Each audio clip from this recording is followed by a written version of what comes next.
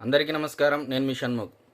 ఆంధ్రప్రదేశ్ రాష్ట్ర మాజీ ముఖ్యమంత్రి వైఎస్ జగన్మోహన్ రెడ్డి గారు, ప్రస్తుత పులివెందుల శాసనసభ్యుడైనటువంటి జగన్మోహన్ రెడ్డి గారు రాజధానిపైన మరొకసారి సంచలనమైనటువంటి వ్యాఖ్యలు చేయడం జరిగింది ఈరోజు పెట్టినటువంటి ప్రెస్ మీట్లో. మరి ఆ అంశాలు ఏంటి అంటే, మరి ఇప్పుడున్నటువంటి కూటమి ప్రభుత్వం, మరి రాష్ట్ర ముఖ్యమంత్రి వర్యులైనటువంటి శ్రీ నారా చంద్రబాబు నాయుడు గారు అసెంబ్లీలో తీర్మానం చేసి, అంటే ఒక అభిప్రాయాన్ని, రాష్ట్ర ప్రభుత్వ అభిప్రాయాన్ని కేంద్రానికి పంపించి 2014 ఆంధ్రప్రదేశ్ పునర్విభజన చట్టం అమెండ్మెంట్ బిల్లును పార్లమెంటులో ఈరోజు ప్రవేశపెట్టడం జరిగింది. దానికి కాంగ్రెస్ పార్టీ కూడా మద్దతు ఇవ్వడం జరిగింది. మరి 2/3 మెజారిటీ ఉన్నటువంటి భారతీయ జనతా పార్టీ ఈరోజు పార్లమెంటు లోక్సభలో బిల్లు ప్రవేశపెట్టి దాని తర్వాత రాజ్యసభకు వెళ్తే అక్కడి నుంచి చట్టం రూపు సంతరించుకుందనేది మనందరికీ తెలిసినటువంటి విషయం. మరైతే ఇక్కడ మనం ప్రధానంగా రాజకీయ అంశాలు మాట్లాడుకోవాల్సినటువంటి అవసరం ఎంతైనా ఉంది. ఎందుకంటే జగన్మోహన్ రెడ్డి గారి యొక్క స్టాండ్ క్లియర్ కట్గా చెప్పకనే చెప్పడం జరిగింది. ఏమంటే, మరలా ఎవరైనా వచ్చి ఇదే అసెంబ్లీలో తీర్మానం పంపి మరలా కేంద్రానికి పంపిస్తే మళ్ళీ అది చట్టం చేయలేమా, ఎవరన్నా చేయలేరా అని చెప్పేసి ఆయన ప్రెస్ మీట్లో మాట్లాడడం జరిగింది. మరి దీని అర్థం ఏంటి అంటే, మరల నేను అధికారం లేకపోతే ఖచ్చితంగా మరల నేను 3 ముక్కలాట ఆడతాను అని చెప్పేసి చెప్పకనే చెప్తున్నారు వైఎస్ జగన్మోహన్ రెడ్డి గారు అని చెప్పేసి ఈరోజు ప్రెస్ మీట్ సాక్షిగా మనం ఖచ్చితంగా చెప్పొచ్చు. మరి ఇప్పుడున్నటువంటి జగన్మోహన్ రెడ్డి గారికి తెలియనటువంటి విషయం ఏంటి, మరి రాజకీయంగా వైఎస్ఆర్సీపీ పార్టీకి ఈ స్టేట్మెంట్ పరంగా ఎంత నష్టము అనేటువంటి విషయాలు మనం మాట్లాడుకున్నట్లయితే, మొదటగా ఉమ్మడి కృష్ణా గుంటూరు జిల్లాలో ఉన్నటువంటి వైఎస్ఆర్సీపీ పార్టీ కార్యకర్తలందరూ నాశనం అయిపోయారు. Point number 1.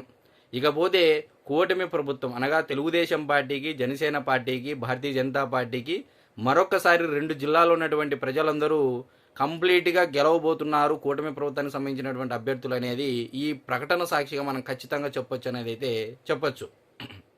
మరి అదేవిధంగా జగన్మోహన్ రెడ్డి గారు అనడం జరిగింది ప్రెస్ మీట్లో, మరి నాలాంటి వాడు వస్తే, అంటే ఆయన నాలాంటి వాడు వస్తే అని చెప్పేసి అనలేదు, కానీ ఆయన చెప్పకనే చెప్తున్నారు ఆయన అభిప్రాయాన్ని అని చెప్పేసి ఒకవైపు పార్లమెంట్లో మిథున్ రెడ్డి గారు మాట్లాడుతూ ఉన్నారు, ఇక్కడ ప్రెస్ మీట్ పెట్టి జగన్మోహన్ రెడ్డి గారు మాట్లాడుతూ ఉన్నారు. మరి జగన్మోహన్ రెడ్డి గారు మరలా నేను అధికారం లేక వస్తే ఖచ్చితంగా మరలా నేను శాసనసభలో తీర్మానం పెట్టిస్తాను, మళ్ళీ అది కేంద్రానికి పంపిస్తాను, మళ్ళీ అమెండ్మెంట్ చేపిస్తానని చెప్పేసి ఆయన కొండ బద్దలు కొట్టినట్టు చెప్పకనే చెప్పడం జరిగింది.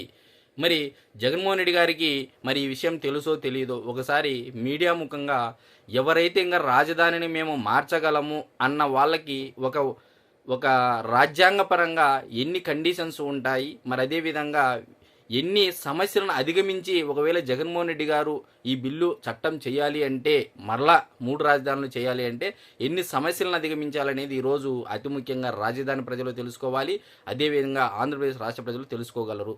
మరి మీ అందరికీ తెలిసినటువంటి విషయమే, 2014 నుంచి 2024 వరకు 10 ఏళ్ల పాటు ఉమ్మడి రాజధాని హైదరాబాదు ఉంటుందని చెప్పేసి ఆంధ్రప్రదేశ్ పునర్విభజన చట్టం ప్రకారం మన అందరికీ తెలిసినటువంటి విషయమే.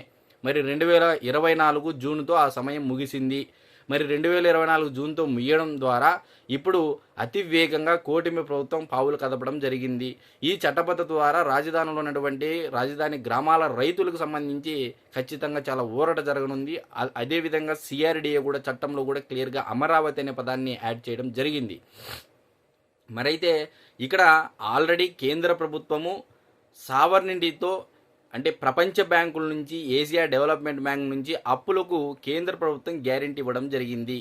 మరి ఇదొక సమస్యను దాటుకొని జగన్మోహన్ రెడ్డి గారికి ముందు వెళ్లాల్సి ఉంటుంది. మరి అదేవిధంగా సిఆర్డిఏ చట్టము ప్లస్ రాజధాని గ్రామాలకు సంబంధించినటువంటి రైతులు, భూములు ఇచ్చినటువంటి రైతులు చేసుకున్నటువంటి ఒప్పందాలను రద్దు చేసుకోవాలి.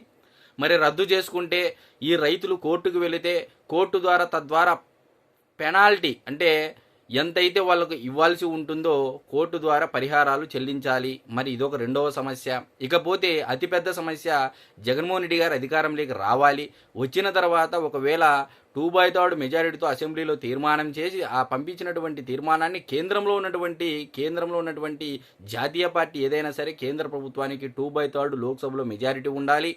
మరి అక్కడ ఉన్నటువంటి మెజారిటీ దాని తర్వాత రాజ్యసభకు వెళ్ళాలి, అక్కడ ఓటింగ్ జరగాలి, తద్వారా ఈ బిల్లు ఆమోదింపబడవాలి. మరలా ఇంకో సమస్య ఏంటంటే, ఈ మధ్యలో రాజధాని రైతులు హైకోర్టు న్యాయస్థానాలను సంప్రదిస్తారు, గౌరవ సుప్రీంకోర్టు న్యాయస్థానాన్ని సంప్రదిస్తారు. మరి ఇన్ని సమస్యలను అధిగమించి మరి గత 5 ఏళ్ల ప్రభుత్వ పరిపాలన కాలంలో జగన్మోహన్ రెడ్డి గారి యొక్క పరిపాలన కాలంలో జీతాలు 1వ తారీఖు ఉన్నటువంటి పరిస్థితుల్లో ఉన్నటువంటి జగన్మోహన్ రెడ్డి గారి ప్రభుత్వము ఏ విధంగా ఒక రకంగా రాజధాని రైతులు కనుక గౌరవ హైకోర్టు న్యాయస్థానాన్ని గౌరవ సుప్రీంకోర్టు న్యాయస్థానాన్ని కానీ సంప్రదిస్తే మరి ఎన్ని వేల కోట్ల రూపాయలు ఎంత పరిహారం చెల్లించాల్సి ఉంటుంది ప్రజల యొక్క సొమ్ము అనేది ఆంధ్రప్రదేశ్ రాష్ట్ర ప్రజలందరూ ఇది ఆలోచించుకోవాలి. ఎందుకంటే ఇది ఒక రాజధాని రైతులకు సంబంధించినటువంటి అంశం కాదు. ఈరోజు ఒకవేళ జగన్మోహన్ రెడ్డి గారు రేపు తీర్మానం చేసి పంపించినా అది ప్రజలందరూ ఆంధ్రప్రదేశ్ రాష్ట్రం మొత్తం ఉన్నటువంటి ప్రజలందరూ కట్టినటువంటి పన్నుల డబ్బును ఆయన తన యొక్క కేవలం అధికారమే పరమావధి, తన యొక్క ఈగో సాటిస్ఫాక్షన్ కోసం తను తీసుకున్నటువంటి నిర్ణయం కోసము ఈరోజు 2 జిల్లాల ప్రజలు, ఉమ్మడి కృష్ణా ఉమ్మడి గుంటూరు జిల్లా ప్రజలు అంటే నాశనం అవ్వబోతా ఉన్నారు జగన్మోహన్ రెడ్డి గారు ఈరోజు ప్రెస్ మీట్లో మాట్లాడినటువంటి మాటల వలన. మరి చాలామంది మాట్లాడుతూ ఉన్నారు, రాజధాని అంటే భవనాలు కాదయ్యా, రాజధాని అంటే ఒక రాష్ట్రానికి గౌరవం లాంటిది అనేది కూడా తెలియనటువంటి నాయకులు ఈరోజు వైఎస్ఆర్సీపీ పార్టీ నుంచి ప్రాతినిధ్యం వహించారు గత 5 ఏళ్ల కాలం. అంటే ఆంధ్రప్రదేశ్ రాష్ట్ర ప్రజల దౌర్భాగ్యం ఈ విధంగా ఉందనేది మనమందరం ఒకసారి గుర్తుకు చేసుకోవాలి అని చెప్పేసి మీడియా ముఖంగా కోరుతా ఉన్నా. మరి జీతాలు ఇవ్వలేనటువంటి జగన్మోహన్ రెడ్డి గారు మరి ఏ విధంగా ఈరోజు ఒకవేళ రాజధాని రైతులు 3 ముక్కలాట ఆడితే మళ్ళీ 3 రాజధానులను పేరుతని చెప్పేసి వాళ్ళకి ఎన్ని వేల కోట్ల రూపాయల పరిహారం చెల్లించాల్సి ఉంటుంది. మరి వీటన్నిటికీ సమాధానం చెప్పి మరి అదేవిధంగా వైఎస్ జగన్మోహన్ రెడ్డి గారిని ఆ పార్టీ అగ్రశ్రేణి నాయకత్వాన్ని మీ యొక్క స్టాండ్ ఏంటి రాజధాని పైన క్లియర్ కట్గా ముసుగులో గుద్దులాట లేకోకుండా చెబితే బాగుంటుందని చెప్పేసి రాజధాని ప్రజలు అతి ముఖ్యంగా అభిప్రాయం అనేది అందరూ కోరుతా ఉన్నారు. అందరికీ నమస్కారం.